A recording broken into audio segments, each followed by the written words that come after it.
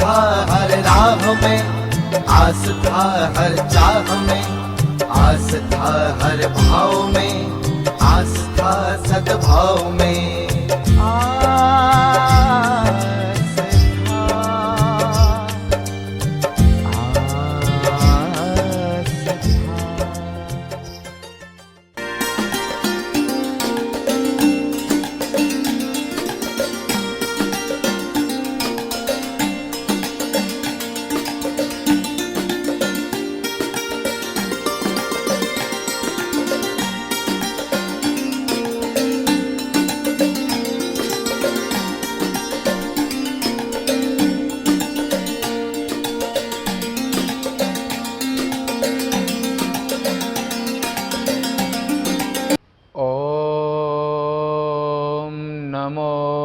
ब्रह्मादिभ्यो ब्रह्मविद्या संप्रदायकर्तृभ्यो वंशर्षिभ्यो महद्भ्यो नमो गुरुभ्यः। चंद्रशेखर चंद्रशेखर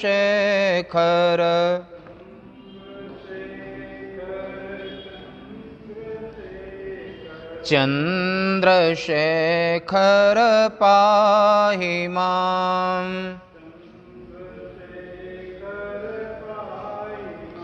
चंद्रशेखर रक्ष मां।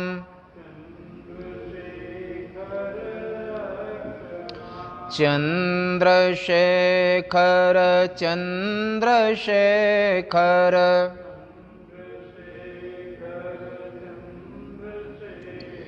बोलो उमा महेश्वर भगवान के, श्री महाकाल महाराज के।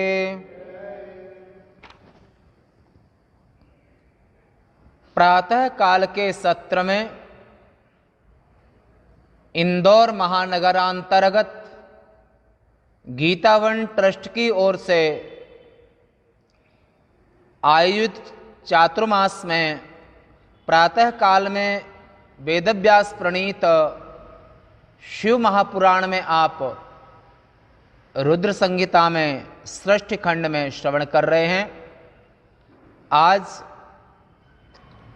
27/8/2020 विक्रम संवत्सर 2077। कल के दिन में आपने श्रवण किया था प्रकृति में फूलों का बड़ा महत्व है। तो जगन नियंता जगदीश्वर महेश्वर के चरणों में उनके निमित्त से जो पुष्प अर्पण करते हैं, उस पुष्पों का, किस पुष्प का, धान्य का क्या महत्व है, ये आपने कल सुना। आज आप सुनेंगे नारद जी ने अपने पिता ब्रह्मदेव से ये पूछा, हे जगत सृष्टा, हे पिता, ब्रह्मा जी ने हंस का रूप धारण किया था,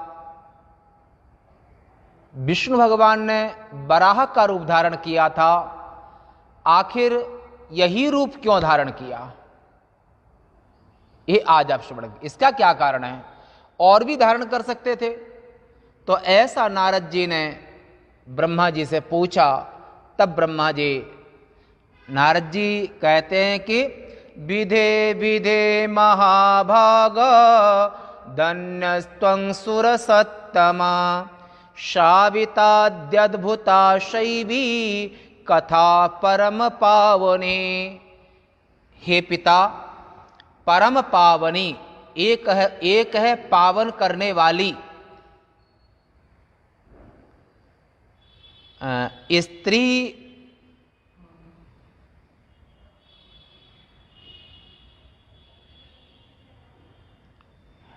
पुल्लिंग और स्त्रीलिंग। तो पुल्लिंग में तो रूप बनाने के लिए प्रातिपदिक के साथ में अकारांत, उकारांत, इकारांत ये सब रहते हैं।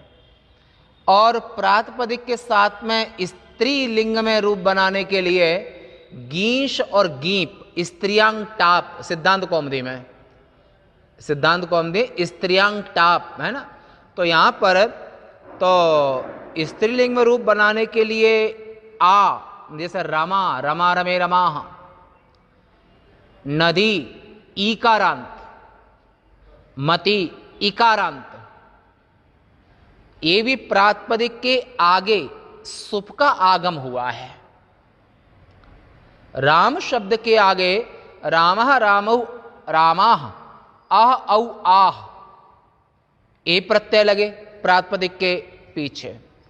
उपसर्ग हमेशा पहले लगते हैं और 22 उपसर्ग होते हैं।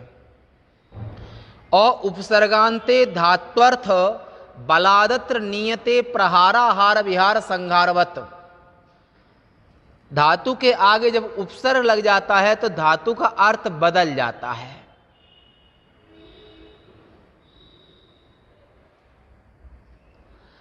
और ऐसे ही जब यहां पर प्रत्यय लग जाता है तो वहां पर सुप तिंग आदि प्रत्यय के आगम होने पर उनके पूर्ण रूप बन जाता है। तो यहां पर जो परम पावनी जो कथा है, जो आप में शैवी भगवान शिव की जो आप कथा सुना रहे हैं, इस कथा का नाम नारद जी ने परम पावनी, माने सभी जीवों के, पापी जीवों को पवित्र करने के लिए सबसे बड़ा कारण है। पापियों का भी उद्धार करने के लिए, पापियों को पावन करने के लिए कथा श्रवण बड़ा महत्वपूर्ण है। तो ये श्राविता अद्भुता, अद्भुत कथा है।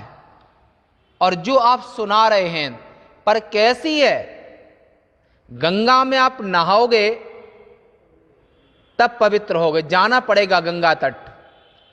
पर कथा आप चाहे घर में सुनो, चाहे वन में सुनो, चाहे आश्रम में सुनो, चाहे गुरुजी के पास सुनो, चाहे गुरुजी को अपने घर में बुला करके सुनो, शिव महापुराण की कथा प्रेत पीड़ा विनाशिनी, चंचुला का प्रसंग भी आपने सुना था।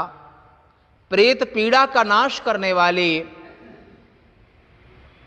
पतितों को पावन करने वाली ये अद्भुत कथा है।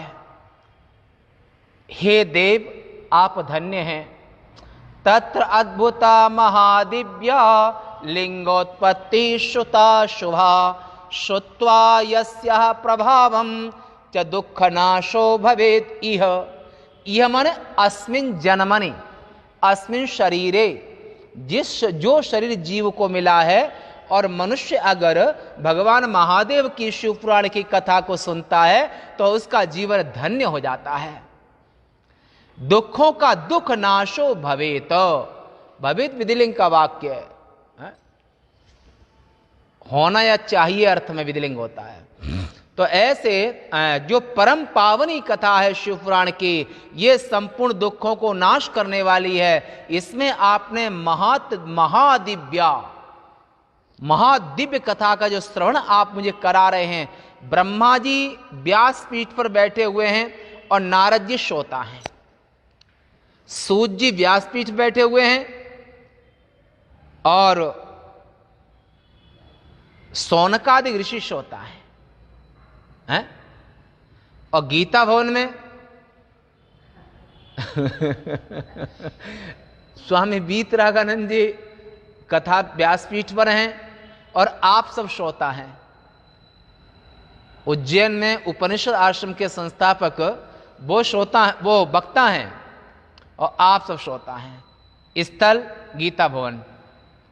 नारद जी का जो कथा प्रसंग में ब्रह्मलोक कथा स्थल, और जो सौनकादि ऋषि प्रश्न कर रहे हैं नैमिषारण्य और प्रयाग। ऐसे क्योंकि अपने ऋषियों का भी चिंतन करना चाहिए। पूर्वज हैं, ज्ञान की परंपरा जिन्होंने हम तक पहुंचाई है, ऐसे ऋषियों का चिंतन भी आवश्यक है। तो ये संपूर्ण दुखों को नाश करने वाली जो कथा है, अनंतरं च यज्ञा अनंतरं च यज्जातं महात्म्यं चरितं तथा सृष्टेश्चैव प्रकारं च कथय त्वं विशेषतः। अब हम विशेष करके ये सुनना चाहते हैं, हे प्रभु, ये सुनना चाहते हैं कि लिंग का महात्म, उसका चरित्र, सृष्टि का प्रकार, इन्होंने विशेष रूप से आप हमसे कही है। ब्रह्मा जी कहते हैं, सम्यक पृष्टं च भवता यज्जातं तदनंतरम कथयिष्यामि संक्षेपात् यथा पूर्वं श्रुतं मया अंतर्हिते तदा देवे शिवरूपे सनातने अहं विष्णुश्च विप्रेन्द्र अधिकं सुखमाप्तवान।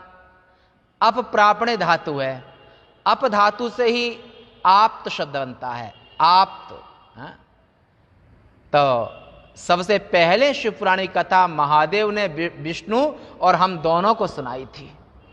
और जब परमेश्वर जो हमारे दोनों के कारण हैं, विष्णु हमारे पिता हैं, जनक हैं, और विष्णु के जनक परमेश्वर महादेव हैं, और महादेव ने हम दोनों को ही ये कथा सुनाई थी। तो जब पर कैसे सम्यक प्रश्न, तो तुम्हारे पूछने पर हम कहेंगे, और जैसा हमको महादेव ने हमको और विष्णु को सुनाई कथयिष्यामि, उस कथा को तुमको कहूंगा। पर कैसे? संक्षेपतः, विस्तार से नहीं कह सकते हैं, विस्तार से तो कई जन्म लग जाएंगे। संक्षेपतः यथा पूर्वम, जैसे हमने सुनी है वैसा हम आपको कहेंगे। कब? अंतर्हिते तदा देवे, जब महादेव हम दोनों को अधिकार दे करके, और हम दोनों को शिक्षा दे करके, हम दोनों को आशीर्वाद दे करके, हम दोनों को प्रेम दे करके, और जब महादेव विष्णु और हमको दोनों को ये आशीष दे करके अंतर ध्यान हो गए, अंतरहिते जब अंतर ध्यान हो गए, शिव रूपे सनातने अहम विष्णुश्च, और मैं और विष्णु दोनों ही बड़े प्रसन्न हुए, और अधिक और उनके आशीर्वाद को, उनके स्पर्श को और उनकी वाणी को सुनकर के हम बड़े अंदर से प्रसन्नता को एहसास किया। मया च विष्णुरूपम हंसवाराह्योस्तदा संवृतं तो ततस्ताभ्याम लोकसर्गावनेक्षया। सबसे पहले सृष्टि के आरंभ में 12 कल्प हुआ था। तो जब भगवान विष्णु ने 12 का रूप, माने सुअर का रूप, माने जंगली सुअर का रूप धारण किया था, तो तभी से जिस समय रूप धारण किया था उसी समय से 12 कल्प का आरंभ हो गया था। हंस 12 तभी से 12 कल्प का आरंभ हो गया था। और तब उस समय जब 12 कल्प का आरंभ भगवान विष्णु के वराह रूप के धारण करने के काल से शुरू हो गया था। और मैंने हंस का रूप धारण किया था। रूपं हंस, माने हमने हंस का, और उनने जंगली सुअर का रूप धारण किया था। नारद जी ने पूछा, प्रभु एक प्रश्न अंदर में है, विधे ब्रह्मन् महाप्राज्ञ संशयो हृदय में महान कृपा कृत्वा अतुलां शीघ्रं तंग नाशयतुं अर्हसे। हे देव, हमारे मन में बड़ा संशय हो रहा है। संशय ये हो रहा है कि उस संशय को आप शीघ्र ही नाश करें। सूत जी कहते हैं, तब संशय ये हुआ कि हंस बाराह्यो रूपम युवाभ्यां च धृतं कथम अन्यद रूपं विहायैव किमत्र बद कारणम। हे देव, आप दोनों ही महान हैं, एक जगत सृष्टा हैं, एक पालक हैं, हम तो आपके पुत्र हैं। तो एक अंदर ये शंका हो रही है कि इतनी योनियां हैं, इतने शरीर हैं, उन सभी शरीरों में आपने हंस का ही रूप क्यों धारण किया? और भगवान विष्णु ने बाराह का रूप ही क्यों धारण किया? और भी शरीर हैं, तो उन रूपों को आपने क्यों धारण नहीं किया? सूत जी कहते हैं इस तरह से, इत्ते तद्वचं श्रुत्वा नारदस्य महात्मनः स्मृत्वा शिव पदाम्भोजं ब्रह्मा सादरम अब्रवीत। ऐसे अपने पुत्र, प्रिय पुत्र, मानस पुत्र नारद के वचन को सुनकर के ब्रह्मा जी के दिल में बड़ी खुशी हुई, आनंद हुआ कि कोई हमारा पुत्र शिव भक्त है। जो माता पिता बनते हैं, मातृत्व और पितृत्व, माता पिता वही महान होते हैं जिनका पुत्र धर्मात्मा शिवभक्त हो। जननी जनेत धीर जन के दाता के सूर, पुत्रवती युवती जग सोई, रघुवर भगत जास सुत होई। मातृत्व और पितृत्व, अगर आप गृहस्थ आश्रम में गए हैं और आपने संतान को जन्म दिया है, तो आपको संतान को जन्म दे करके और आप उसको अपना उत्तराधिकारी भी बनाते हैं। पर ये बात ऋग्वेद के आरण्यक श्रुति में आई है कि एक पिता के 3 जन्म होते हैं। एक उसका अपना देह होता है, एक उसके पुत्र का देह होता है, और एक उसके पुत्र का पुत्र का देह होता है। 3 शरीर हो गए। और वो पुरुष, वो माता तीनों देहों को एक साथ धारण करती है। स्नेह, प्रेम, ममता, वात्सल्य, आत्मीयता, अभिन्नता, घर का सौहार्द, बेटा, पोता और अपना देह, ये तीनों देहों को माता और पिता एक ही काल में धारण करते हैं। तीनों देहों के साथ में उनको अहमता होती है। ये देह मैं हूं। पुत्र को भी मैं करके मानते माता पिता, और पोते को भी कहावत है कि मूल से ब्याज प्यारा होता है। कई लोग तो बुढ़ापे में उनको इस शरीर छोड़ने का मन ही नहीं करता है। करता है क्या? क्यों नहीं करता है? पर पोते की बहू की गरम गरम रोटी खाने को जो मिलती है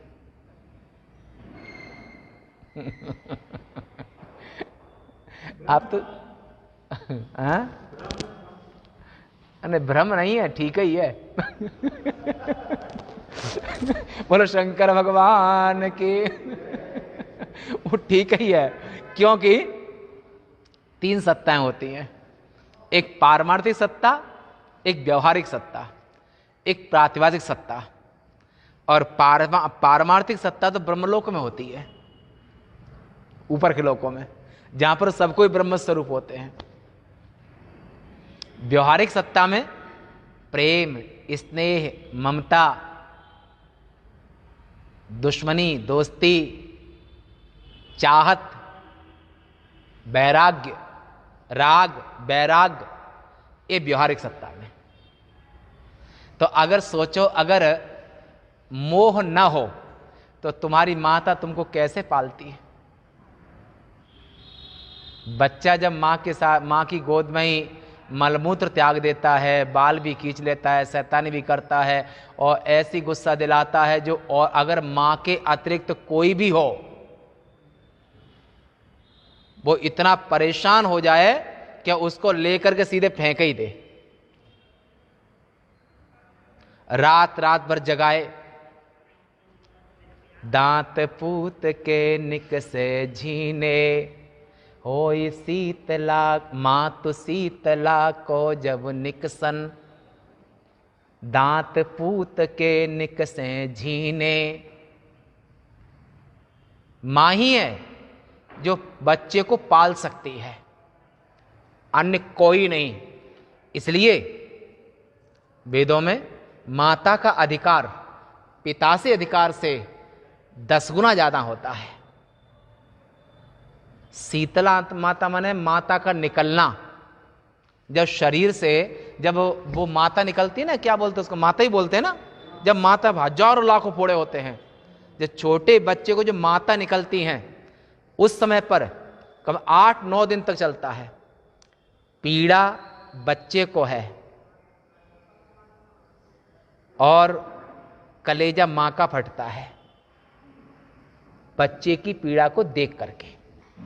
दांत पूत के, ऐसी जब बेटे को दांत निकलते हैं, कभी बेटा बुद्धिमान होता है, कभी नहीं भी होता है, कभी वो बढ़ता है या नहीं भी बढ़ता है, तो माता को अपने बेटे के साथ में अपने शरीर से भी ज्यादा मैपन होता है।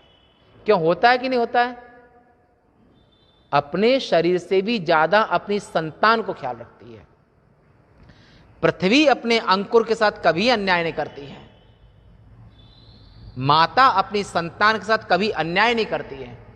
इसलिए सबसे पहला संतान का दायित्व है। पाश्चात्य संस्कृति में नहीं है ये परंपरा, भारतीय संस्कृति में परंपरा है। कृष्ण यजुर्वेदीय 33 उपनिषद में मातृदेवो भव, माता देव है। अगर माता पिता दोनों तुम्हारे सामने हैं तो पहला प्रणाम करने का हक मां को, मां के चरणों में संतान को पहला प्रणाम करना चाहिए। और माता का अधिकार संतान के ऊपर पिता से 10 गुना ज्यादा होता है। और माता की हर श्वास संतान के साथ होती है। जब बच्चा करवट नहीं ले पाता है, 1 महीना 2 महीना का जब होता है, कहां करवट ले पाएगा? तब उसको करवट लेने की जरूरत है। भूखा होगा, प्यासा होगा, मच्छर काट रहे होंगे, बदबू आ रही है बिस्तर में, मलमूत्र आदि त्याग दिया होगा। आखिर क्यों रो रहा है? आखिर क्यों रो रहा है?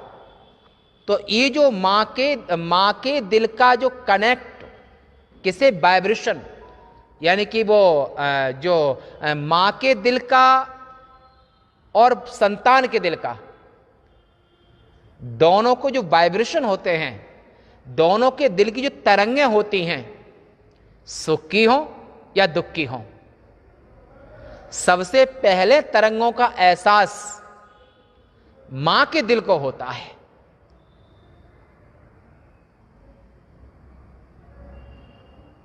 इसलिए वेद भगवान कहते हैं कि मातृदेवो भव, संसार में माता को पहला गुरु भी कहा है।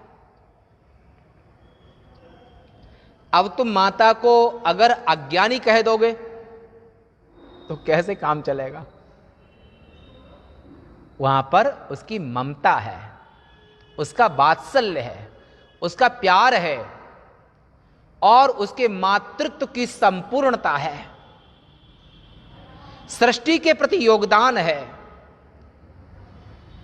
ब्रह्मा की सृजनात्मक शक्ति है, वो पिता पालनात्मक शक्ति है, माता सृजनात्मक शक्ति है। वैदिक सनातन धर्म। और तो वहां पर मातृदेवो भव, भूसत्तायाम, माता देवता है पहला। दूसरा नंबर है पितृदेवो भव, पिता देव है, पर कौन से नंबर का? दूसरे नंबर का। पहला 1 नंबर का देवता नहीं, 2 नंबर का, सेकंड प्रणाम। तृतीय नंबर पर गुरु आते हैं। अगर आपके माता पिता दुखी हैं, परेशान हैं, तो आपको गुरु जी की सेवा छोड़नी पड़े तो यही धर्म है। माता पिता की आवश्यकता के लिए अगर आपको गुरु सेवा भी छोड़नी पड़े तो यही धर्म है। पर माता पिता संतान के लिए इस लोक में प्रत्यक्ष देव है।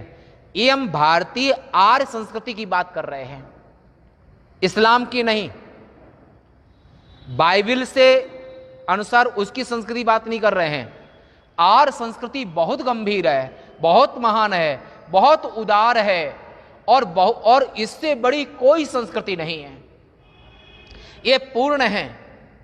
तो इसे व्यवहारिक सत्ता में ये तो उनको पूछो जिनको मां का प्यार न मिला हो। उस संतान को पूछ के देखो कि उसको संसार कैसा लग रहा है। ये तो उसको पूछो जिसको बचपने से पिता का वास स्नेह न मिला हो। ये तो उसको पूछो जिसको गुरु की शिक्षा न मिली हो।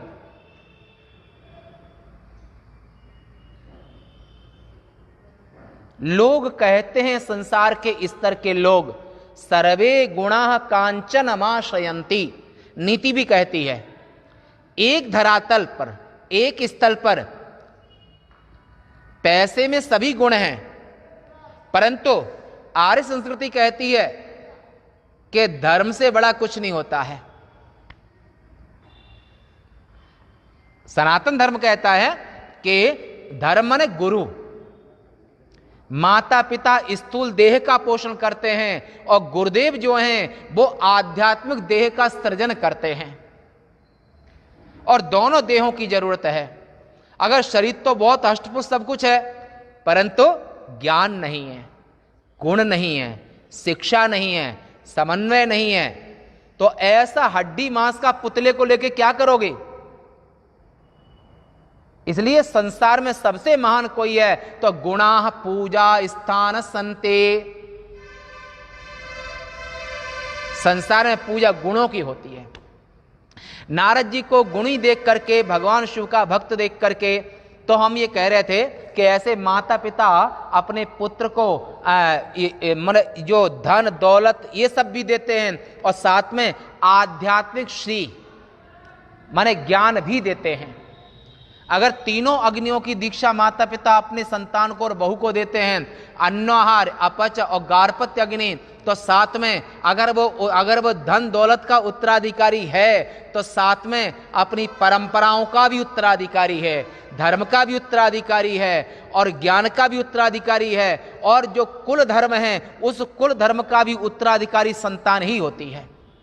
पर ये कुल धर्म और स्वधर्मे निधनम श्रेया पर धर्मो भयावह, और अपने धर्म में निष्ठा, अपने धर्म को किसी भी तरह से न छोड़ना, ये शिक्षा भी माँ बाप की दी होती है।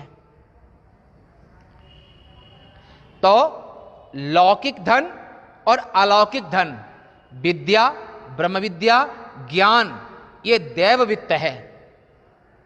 ये दैव वित्त है ज्ञान। और नहीं ज्ञानेन सदृशम पवित्र में विद्यते। ज्ञान के समान कोई पवित्र नहीं होता है।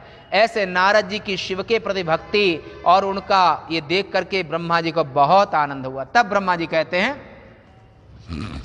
कि ऊपर की ओर जाने में हंस की गति निश्चल होती है और हंस दूध और पानी को अलग करने का सामर्थ्य रखता है। और हमारे अंदर में सृष्टि करने का संकल्प था, और जिसको सृष्टि करनी हो तो उसको हर तरह का ज्ञान होना चाहिए, नीर और चीर का, माने दूध का और पानी को अलग करने का सामर्थ्य होना चाहिए। तो इस तरह से दूध के विभाजन की भांति उसमें तत्व अथवा अतत्व का ज्ञान होता है जो सृष्टि करता है।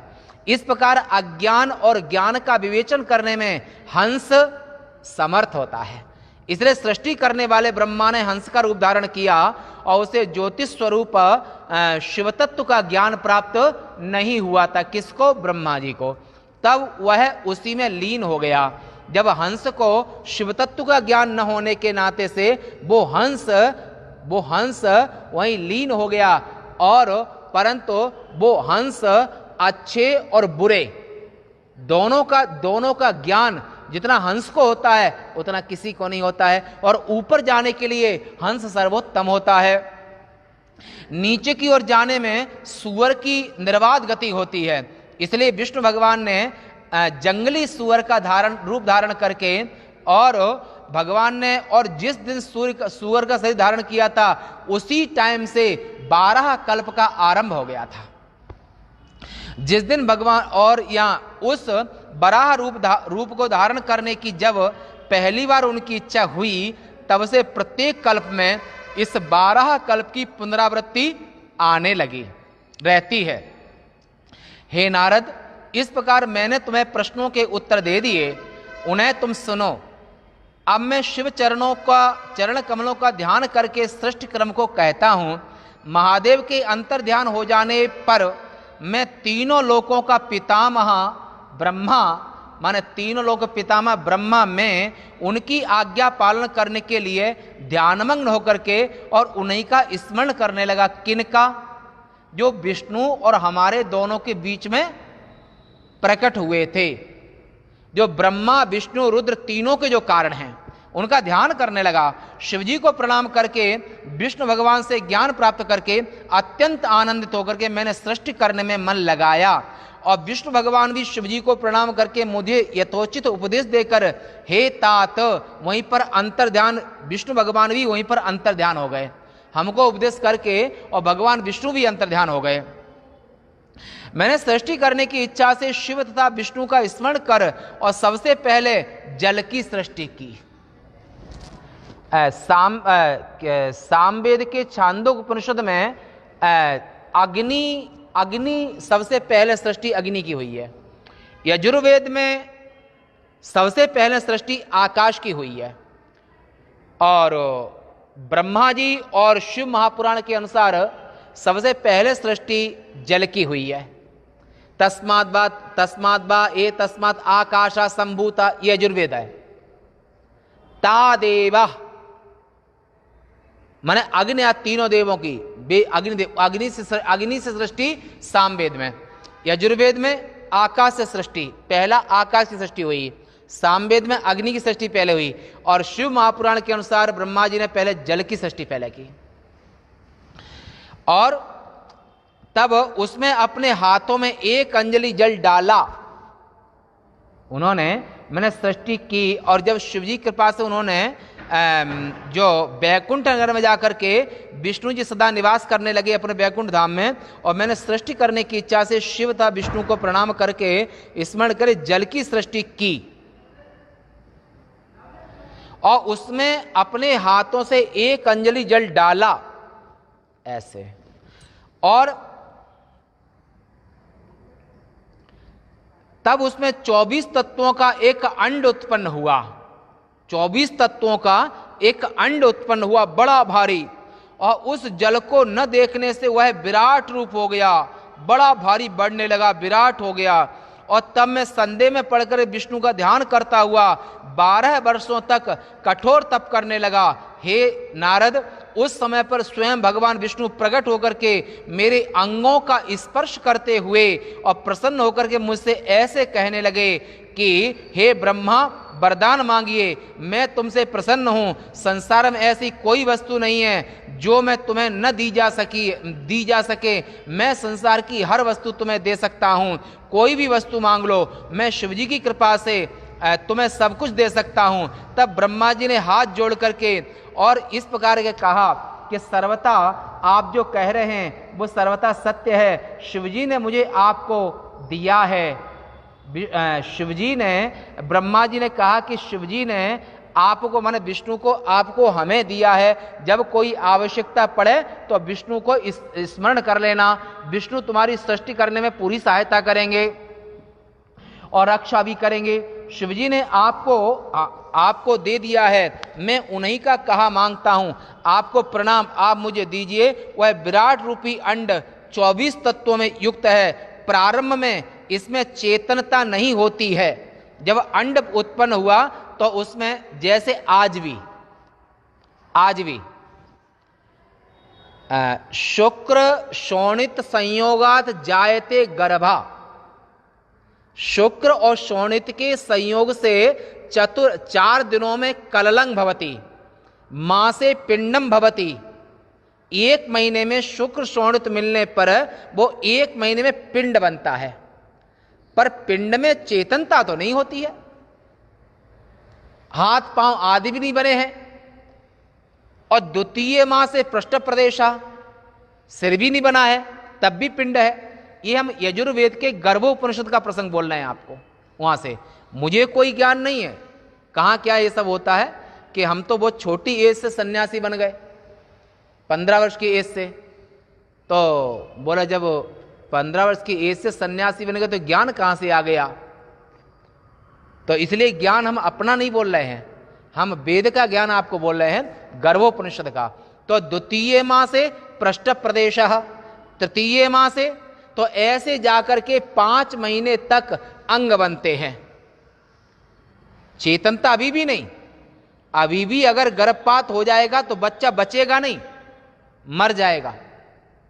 षष्ठे माह से संपूर्ण भवति, और यहां तक विराट है, 6 महीने तक विराट है, ध्यान रखना। जो गर्भ में बच्चा रहे 6 महीने तक विराट का रूप है। जीव नहीं आया है, अभी चेतनता नहीं है, अभी भी मांस का लोथड़ा है। कौन सा? शुक्र शोणित संयोगाद जायते गर्भा। स्त्री और पुरुष के तेज से जो पिंड बना है मांस का, वो अभी भी बचेगा नहीं। फिर तो 6 महीने तक विराट का रूप होता है। और 7वें माह से जीवेन संयुतो भवति, और 7वां महीना जैसे ही प्रवेश करता है और उसमें जीव का प्रवेश हो जाता है। आज भी इसी तरह से ब्रह्मा जी ने कहा, प्रभु ये 24 तत्वों से पूरा ब्रह्मांड बन गया है, पर ये जड़ है, ये पिंड है, ये चल फिर नहीं सकता है, कुछ कर नहीं सकता है, चेतनता नहीं है इसमें। तो हे प्रभु, प्रारंभ में इसमें चेतनता नहीं होती है, अतः यह जड़ रूप दिखलाई देता है। हे विष्णु, आप शिवजी की कृपा से प्रकट हुए हैं, अतः आप शिवजी की शक्ति से इस अंड को चेतन बनाइए। हे भगवान विष्णु से ब्रह्मा जी ने कहा, ये पूरा 14 भुवन वाला, माने अतर तल वितल तलातर महातर रसातल पाताल नीच 7 लोक, और भूर्भुव स्व महर जना तपा सत्यलोक, ये 7 पृथ्वी लोक से, पृथ्वी लोक पहला लोक, 7 ऊपर के लोग, ये 14 भुवन वाला जो पिंड है, ब्रह्मांड है, ये जड़ है। इसमें आप जीव बन करके, चेतन बन करके इस ब्रह्मांड में 14 लोकों में प्रवेश कर जाइए। ऐसा भगवान विष्णु से ब्रह्मा जी ने निवेदन किया। तब भगवान विष्णु ने ब्रह्मा जी के ऐसा कहते शिव जी की आज्ञा से भगवान विष्णु जीव रूपेण प्राविशत, संपूर्ण ब्रह्मांड में ये भगवान विष्णु उसमें प्रवेश कर गए। महाविष्णु अनंत रूप को धारण कर अंड के भीतर प्रवेश कर गए।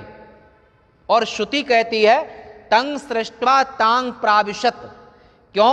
ब्रह्मा भी ईश्वर है, विष्णु भी ईश्वर है, रुद्र भी ईश्वर हैं, कि तीनों जैसे एक ही माँ अपनी बेटी बेटा तीनों बेटों के रूप में एक ही माता पिता हैं, ऐसे ही एक ही महादेव ने, एक ही महाकाल ने 3 रूप धारण किए थे, ब्रह्मा का, विष्णु का और रुद्र का।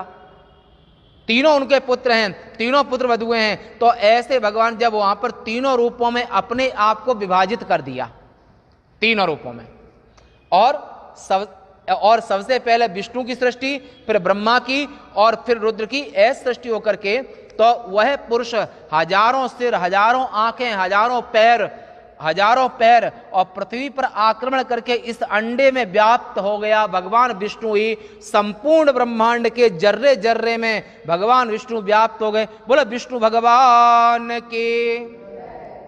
मेरी प्रार्थना से विष्णु भगवान उस अंडे में प्रवेश कर गए और 24 तत्वों वाला जो अंड चेतना युक्त हो गया। वो तो चेतना युक्त कैसे? जैसे अंकुर, भूमि में चना बोया, वो अंकुर जो दिखाई देता, कितनी खुशी होती है।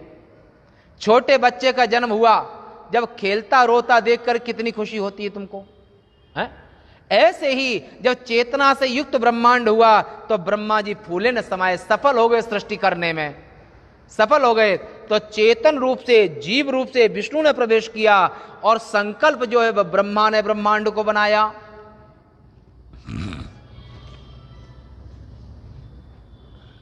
उन 7 लोकों में सब पाताल से लेकर के जो हम बता चुके हैं, नीचे 7 लोक, ऊपर 7 लोक।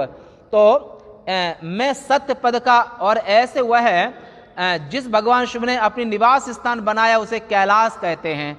और ब्रह्मांड तथा बैकुंठ का भी अभाव हो जाता, उस समय भी कैलाश का नाश नहीं होता है, कैलाश हमेशा रहता है। और मैं सत्य पद पर आश्रय, पद का आश्रय लेकर के स्थित हूं। हे तात, महादेव की आज्ञा से मैं सृष्टि कार्य करने लगा। आगे भी जब मैं सृष्टि करने लगा तब सबसे पहले पाप की सृष्टि की। ब्रह्मा ने सबसे पहले क्या बनाया? पाप। सृष्टि करने में सबसे पहले सृष्टि पाप की हुई, और समुद्र मंथन में सबसे पहले कालकूट विष निकला है? तो सबसे पहले सृष्टि पाप की हुई। सबसे पहले पाप सृष्टि जब बुद्धि आदिक अविद्या पंचक तमोगुण प्रधान थी, और उसके बाद में प्रसन्नचित होकर के स्थावर पदार्थों की सृष्टि की। फिर निसंग माने चेतन भाव से, चेतन एक है, अचेतन नाना है, उपाधियां नाना है। और मुख्य सर्ग यानी कि जंगम, चलने फिरने वाले, माने पहले वो क्या बोलते, स्थावर यानी कि हिमालय आदि लोकों की जड़ सृष्टि की, फिर उसमें चेतन की सृष्टि की। ऐसे और सृष्टि करने के लिए शिवजी की आज्ञा से ध्यान करने लगा। उस सृष्टि को देख करके मैं अपने कार्य की सिद्धि के लिए दूसरे प्रकार की सृष्टि करने लगा। तब जब तिरछे चलने वाले गाय आदि पशुओं की सृष्टि की है? गाय आदि प्राणी प्रकट हुए। तस्मात् बा ए तस्मात् अजावय, अजा माने बकरी, अज माने बकरा है? बकरा, बकरी, भेड़, मेढ़ा, और गाय, सांड, घोड़ा, घोड़ी और हाथी, हथनी, इन योनियों की सृष्टि करने लगा है? तो उस सृष्टि को देख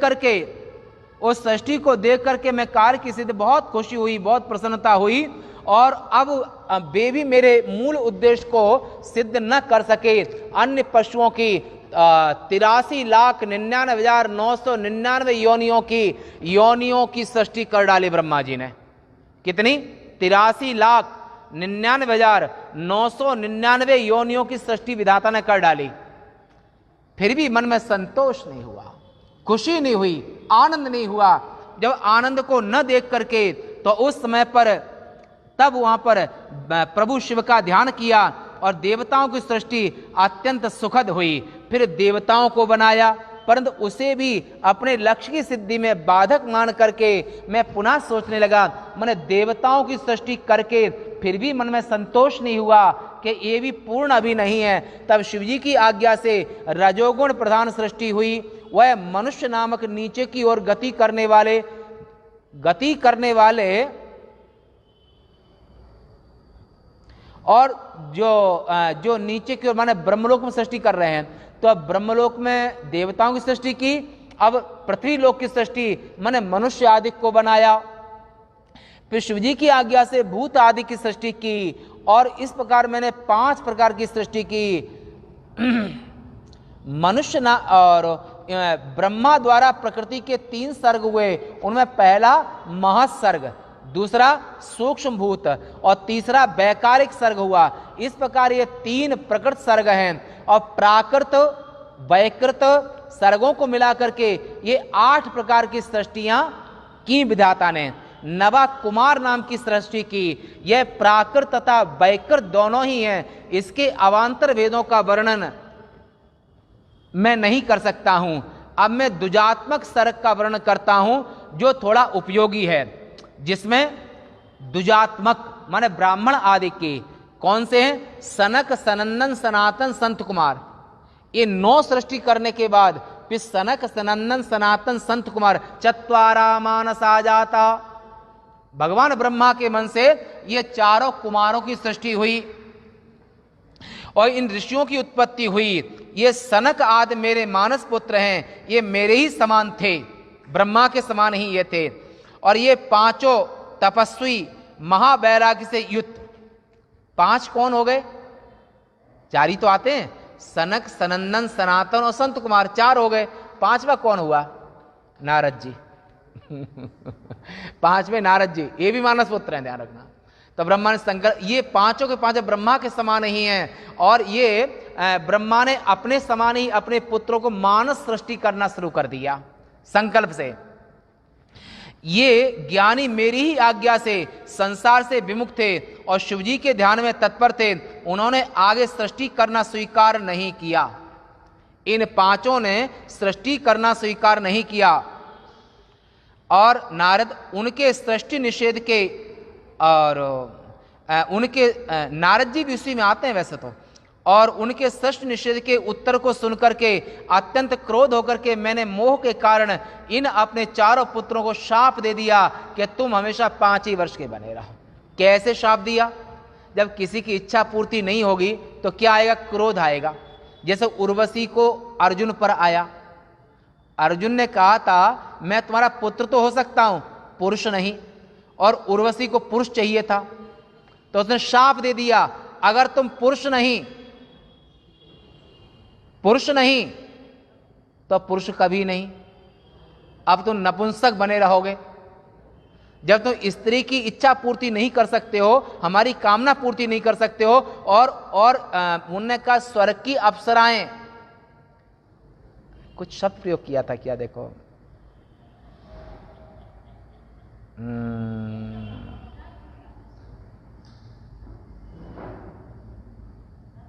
सौंदर्य की मूर्ति हुआ करती हैं? तो उनने श्राप अर्जुन को दे दिया कि तुम पुरुष नहीं बन सकते हो तो हमेशा नपुंसक बने रहोगे। बाद में फिर इंद्र ने उनकी शाप कम कराया। ऐसे ब्रह्मा जी ने शाप दे दिया, अगर तुम मेरे समान तेजस्वी उत्पन्न करके अगर सृष्टि नहीं कर सकते हो तो हमेशा 5 ही वर्ष के बने रहो। क्रुद्ध होकर के मोह में पड़ गया था मैं, और क्रोध और मोह से व्याकुल होने पर मेरी आंखों से आंसुओं की बूंदें गिरी थीं। उस समय पर मन में स्मरण करते ही शीघ्र वहां पर आकर विष्णु ने मुझे समझाया कि तुम शिवजी को प्रसन्न करने के लिए घोर तपस्या करो।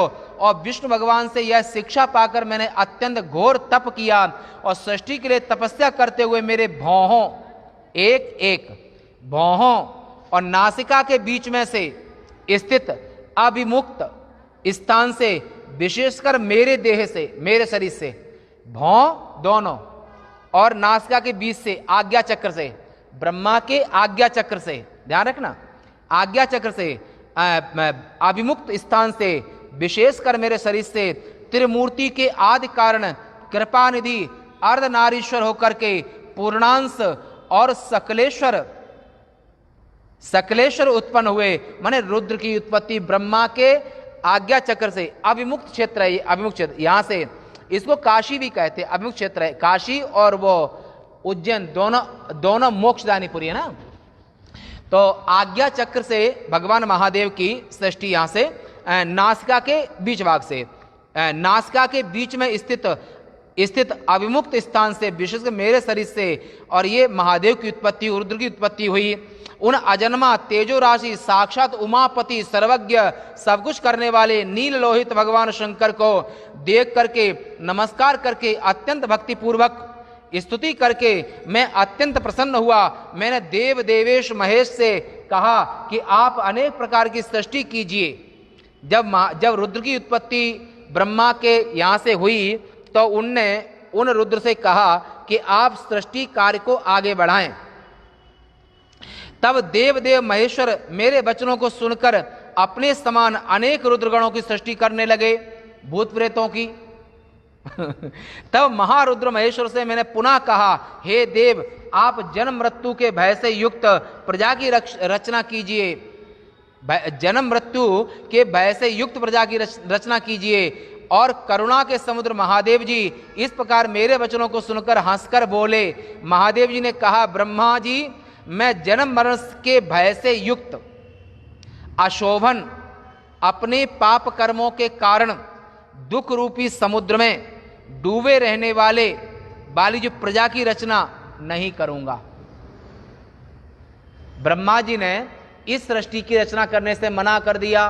ओम, पुनः सुनिए, रुद्र ने, महादेव ने इस सृष्टि करने से, जैसा ब्रह्मा जी चाहते थे वैसी सृष्टि करने से मना कर दिया कि मैं इस तरह से, कौन को कैसी सृष्टि चाहते थे कि जन्म मरण के भय से युक्त, एक गुण, अशोभन, अपने पाप कर्मों के कारण, जैसे मनुष्य आदि है ना, अपने पाप कर्मों के कारण दुख रूपी समुद्र में डूबी रहने वाली प्रजा की रचना नहीं करूंगा।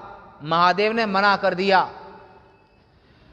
मैं तो दुख रूपी समुद्र में डूबी हुई प्रजा का उद्धार करता हूं। मैं अपने गुरु मूर्ति से उन्हें भली भांति ज्ञान दे देता हूं और मुक्त कर देता हूं, सबको सुख देता हूं, खुशियां देता हूं। हे प्रजापति, दुखों से परिपूर्ण प्रजा की सृष्टि तुम ही करो। महादेव ने मना कर दिया कि इस सृष्टि को तुम ही करो, ये हमसे नहीं हो पाएगा, मेरी आज्ञा से तुम माया के बंधन में नहीं फंसोगे। महादेव ने कहा कि मैं ऐसी सृष्टि नहीं कर सकता हूं, पर तुम करो, पर तुम उस सृष्टि करने के बावजूद भी कभी तुमको कोई बंधन नहीं होगा। तब ब्रह्मा जी ने कहा, इतना कहकर श्रीमान नील लोहित भगवान शिव जी अपने गणों सहित मेरे देखते देखते शीघ्र वहां से अंतर्ध्यान हो गए।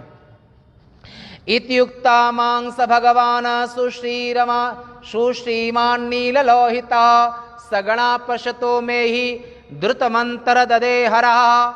ऐसे महादेव ब्रह्मा जी से प्रकट भी हुए, ब्रह्मा जी के यहां से प्रकट भी हुए और वहीं पर बातचीत भी की, और बातचीत करने के बाद वहीं पर उसी अंतर आकाश में वो अंतर्ध्यान हो गए। यहां तक की कथा आपने आज सुनी। ये कथा आप के प्रथम खंड में सृष्टि उपाख्याने रुद्रावतार आविर्भाव वर्णन नाम 15 अध्याय, 15 अध्याय तक का प्रसंग आपने यहां सुना। कल 16वां अध्याय। शिव महापुराण के लाइव में आए हुए सभी पुण्यात्माओं को ओम नमो नारायणाय।